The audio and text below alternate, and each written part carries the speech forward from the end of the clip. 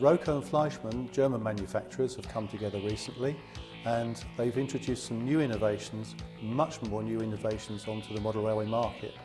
The first thing is, with our small little demonstration this afternoon, I'm going to show you we're using a handheld controller which, as you can see, has no wires attached to it. It's a digital wireless system, so you can wander around the layout and control the trains at will wherever you like without being fixed to a fixed station anywhere.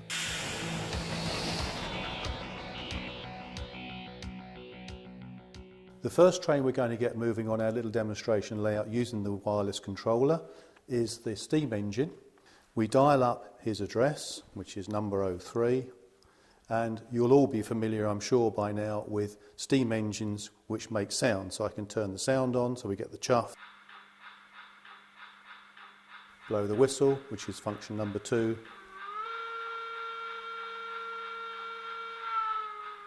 and off goes our steam engine.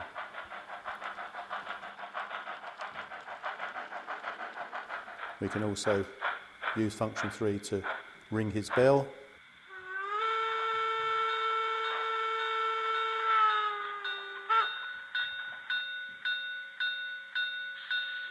Send him back into the station, and there we are. I'm sure you're all familiar with the normal steam engine sounds which most manufacturers have.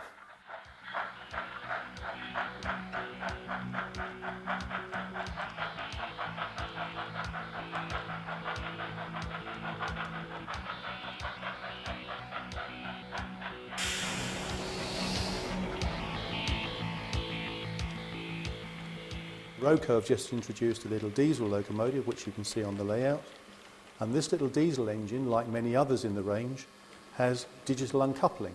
You can uncouple anywhere in the layout you like. By pressing function 1, the uncoupler will operate. The engine moves away from its trucks, just to prove to you that in fact the trucks don't need to be connected to a loco to actually operate. They're telescopic hood wagons which are normally used to carry steel coils in real life, and by dialing the address up for those and pressing function 1 and function 2, you can see that each end of the trucks moves backwards and forwards and opens so that the steel coils could be unloaded by a crane or forklift truck.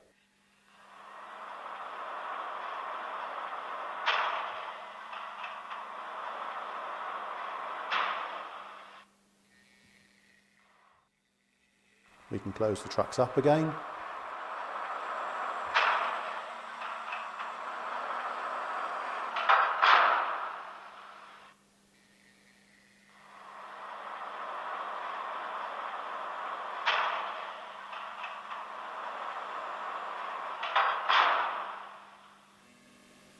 Bring our diesel locomotive back onto the train. Couple up, function 1. And the train moves off again.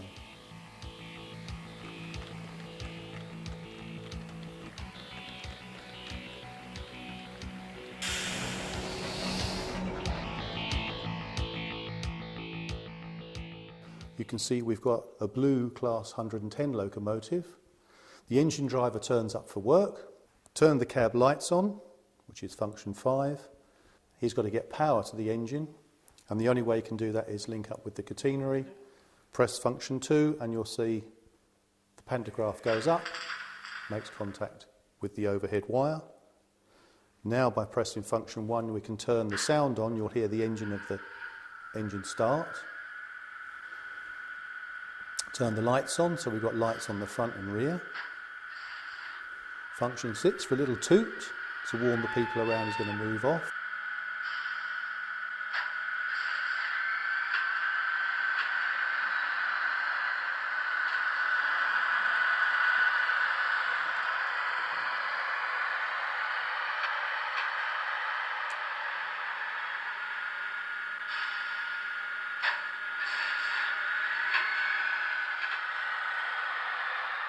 Slowly moves back to couple up to his carriages.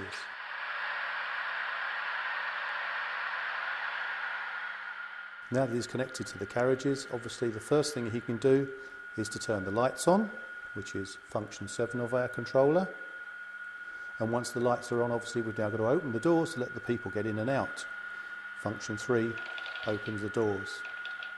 You can see the doors are now opening. You can actually open the doors the other side if you wish to. Having got the train loaded with its passengers, we now press function 14. You'll get a station announcement, which you can hear.